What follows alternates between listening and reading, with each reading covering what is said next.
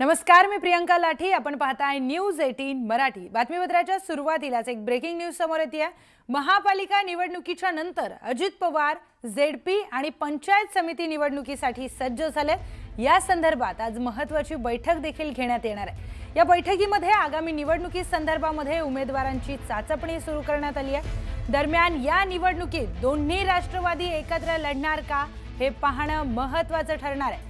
अशातच पुणे महापालिका निवडणुकीमध्ये विजयी झालेल्या नगरसेवकांचा अजित पवारांच्या हस्ते सत्कार होण्याची देखील शक्यता वर्तवण्यात येते.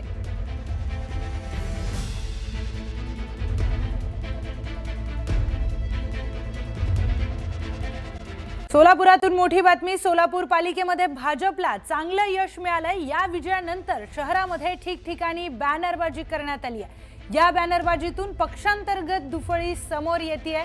सोलापूरच्या राजकारणामध्ये नवा अध्याय, व्यक्ती हरली, पार्टी जिंकली अशा आशयाच्या बॅनर लावण्यात आले. या बॅनरच्या माध्यमातून आमदार सुभाष देशमुखांना डिवचण्याचा प्रयत्न केल्याची चर्चा आहे. तर सोलापूर महापालिकेमध्ये जागा वाटपाच्या मुद्द्यावरून आमदार सुभाष देशमुख आणि आमदार विजयकुमार देशमुख हे नाराज होते. दोघांनीही बंडाची भाषा केलेली होती. मात्र विजयकुमार देशमुख हे नंतर प्रचारात सहभागी देखील झाले. मात्र सुभाष देशमुख शेवटपर्यंत नाराजच राहिलेत. ते भाजपच्या प्रचारात आणि विजय जल्लोषात देखील सहभागी झालेले नाही.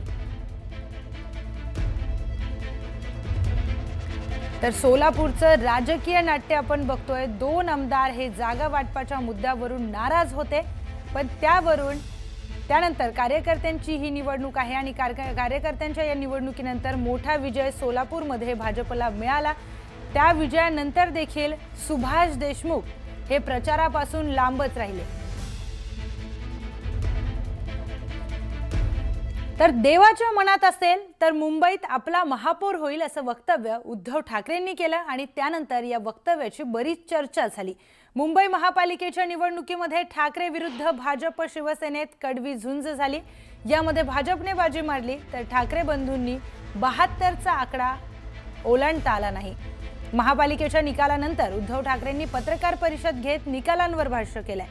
याच सोबत त्यांनी मुख्यमंत्र्यांसह भाजपला जोरदार टोले लगावले. उद्धव ठाकरेंच्या टीकेला मग मुख्यमंत्र्यांनी देखील जोरदार प्रत्युत्तर दिलंय. पाहूयात. आपला महापौर व्हायला पाहिजे हे तर स्वप्न आहेच. आणि बघू देवाच्या मनात असेल तर तेही होईल.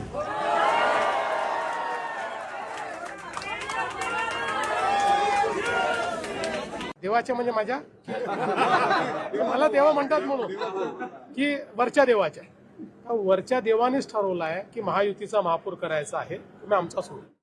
देवाची इच्छा असेल तर महापौर होईल. देवाचा म्हणजे देवाची, मेवाची नाही. देवाची इच्छा असेल तर महापौर होईल. देवाचा म्हणजे देवाची, मेवाची नाही.